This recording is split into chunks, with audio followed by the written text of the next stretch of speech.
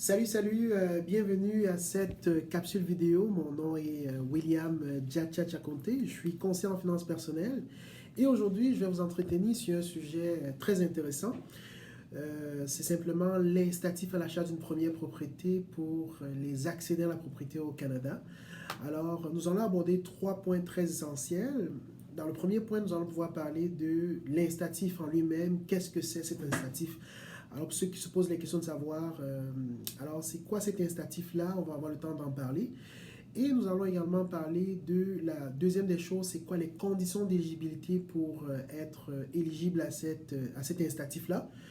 Et en troisième position, nous allons pouvoir justement parler de c'est quoi comment ça s'applique, comment demander les incitatifs. Alors sans plus tarder, je viens à la première partie qui est justement celle de vous expliquer qu'est-ce que c'est que cet incitatif gouvernemental. Alors l'incitatif gouvernemental, c'est simplement une stratégie que le gouvernement fédéral a décidé de mettre en place pour permettre aux premiers accédants à une propriété de pouvoir accéder à la propriété plus facilement.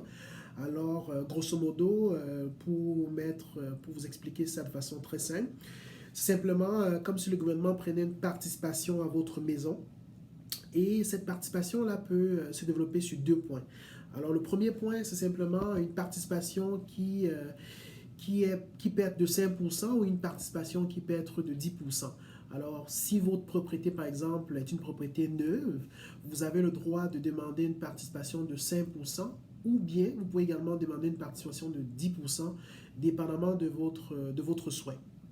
Mais il faudrait que la maison soit neuve. Ensuite, si justement vous décidez d'embarquer dans un ou dans l'autre de cet incitatif-là, il y a des critères justement à respecter. Nous allons aborder quelques-uns très rapidement en rafale comme ça. Il faudrait premièrement que votre revenu ne puisse pas dépasser 120 000 dollars annuellement. Alors là, on parle de 120 000 dollars si monsieur et madame décident de se mettre ensemble pour acquérir une propriété. Il faudrait que votre revenu annuel ne dépasse pas 120 000 dollars. Alors, si monsieur gagne 50 000, madame gagne 50 000, on est éligible. Si monsieur gagne 50 000, madame gagne 200 000, malheureusement, vous n'êtes pas éligible à cet incitatif-là. Et vous pourrez éventuellement être actionnaire à la propriété, mais vous ne pourrez malheureusement pas être éligible à cet incitatif-là. Alors, nous allons également parler des revenus. Mais il faudra aussi, par exemple, que la maison ne dépasse pas. Vous ne pouvez pas acheter plus que 4 fois votre revenu annuel. Donc, si vous gagnez 120 000, vous ne pouvez pas acheter plus que 480 000 dollars. C'est le maximum que vous pouvez acheter. Donc, si vous voulez acheter une maison de 900 000 dollars, ça ne marche pas. Ensuite de ça, il y a aussi l'une des autres conditions, c'est qu'il faudrait que vous puissiez vivre dans cette propriété. Alors, il y a des conditions de résidence qui doivent être appliquées. Il faudrait que vous décidez de vivre dans cette propriété. Donc, ce n'est pas un incitatif pour acheter une maison qu'on va mettre en location normalement. C'est pas pour un placement, c'est vraiment pour accéder à la propriété. Rappelez-vous, c'est quelque chose pour permettre aux nouveaux accédants à la propriété d'y accéder plus facilement. Donc, d'avoir des conditions un peu souples. Et c'est un peu pour favoriser l'immobilier, pour stimuler le marché immobilier canadien. Et l'une des autres conditions, c'est qu'il faudrait être un résident permanent du Canada, ou il faudrait également être un travailleur non résident, mais autorisé à travailler au Canada. Et troisième position, vous pouvez être citoyen canadien, comme je dis, ou résident permanent. Alors voilà les quelques critères que je peux déjà vous laisser savoir. Donc ça, c'est vraiment important. Si vous êtes éligible à ces critères-là, vous pouvez commencer à vous y intéresser. Puis, ce qu'il faut comprendre dans cette initiative-là, c'est que si jamais vous décidez de prendre l'initiative gouvernementale, si vous achetez justement une propriété en choisissant de prendre un incitatif de 5% et que plus tard, votre maison prend de la valeur, il faut comprendre que vous allez devoir rembourser au gouvernement le montant que votre maison, 5% du montant que vaut votre maison. Donc, ce serait le montant de la valeur actuelle qui sera évaluée sur le marché. C'est ce montant-là que vous devez remettre au gouvernement. dépendamment de si vous avez faire une plus-value ou bien une perte en capital. Donc, concrètement, si vous achetez une maison à 200 000 et que plus tard, vous revendez la maison à 300 000 et que vous avez pris un incitatif de 5%, donc vous allez remettre au gouvernement 5% de 300 000. Même chose si vous avez acheté une propriété qui valait comme 400 000 et que vous avez que vous avez pris un incitatif qui était de 10% et qu'il y a eu perte ou que la maison a perdu sa valeur, à ce moment-là, si la maison vaut 300 000, vous devez rembourser au gouvernement 10% de 300 000. Donc, c'est un peu ça les mécanismes importants à savoir. Puis, les maisons qui sont éligibles pour ce type d'initiative, ce sont les maisons de 1 à 4 logements. Alors, ça peut être 1 à 4 logements, puis c'est comme j'expliquais tantôt, c'est vraiment pour y vivre là-dedans. Alors, voilà ce qu'il fallait savoir au niveau de l'incitatif à l'achat d'une première propriété. Et maintenant, comment ça fonctionne au niveau opérationnel? Comment ça fonctionne? C'est très simple. Vous allez sur le site de la SCHL, puis vous avez deux formulaires que vous devez remplir. Mais avant toute chose, vous devez d'abord être éligible auprès de votre institution financière, c'est-à-dire que vous allez devoir vous faire qualifier.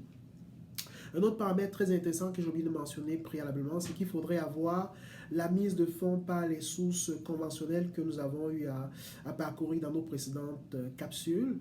Donc, la mise de fonds devrait provenir, par exemple, de vos REER que vous avez accumulés, de vos épargnes personnelles. Ça peut être un don que vous avez reçu d'un proche parent, première ascendance, frère, père, mère, sœur ou autre.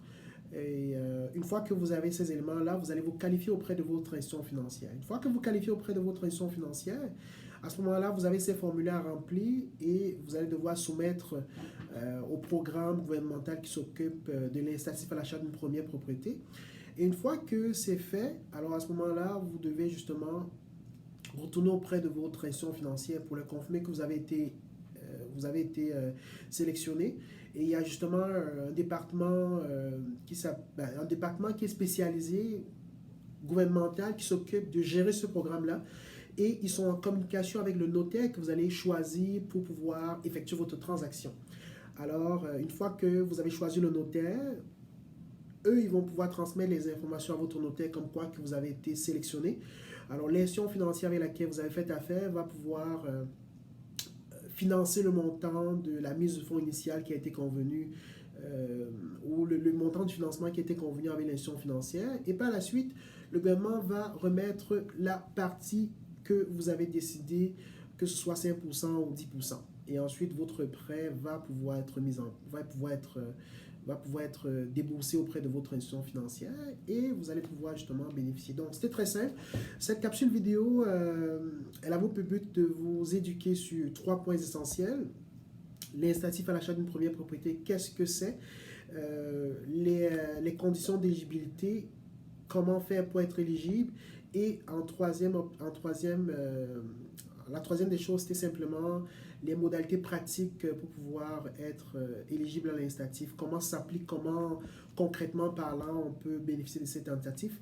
Quelque chose que je peux mentionner qui est très intéressant aussi, quand on parle d'accéder à la propriété, ce n'est pas seulement pour ceux qui veulent acheter la propriété, une maison pour une première fois. Vous pouvez aussi être une personne qui a divorcé, mais qui est un accédant à la propriété. Vous pouvez être également éligible à l'achat de votre propriété via ce programme-là. Alors, c'était tout pour aujourd'hui. Je vous remercie beaucoup d'avoir suivi cette capsule vidéo. Si vous avez des thèmes précis que vous voulez que j'aborde à ce moment-là, concernant l'immobilier, n'hésitez pas à passer des commentaires. Je vais pouvoir effectuer des capsules vidéo dans ce sens-là. Alors, merci beaucoup d'avoir suivi cette vidéo et à la prochaine. Très bonne soirée à tous.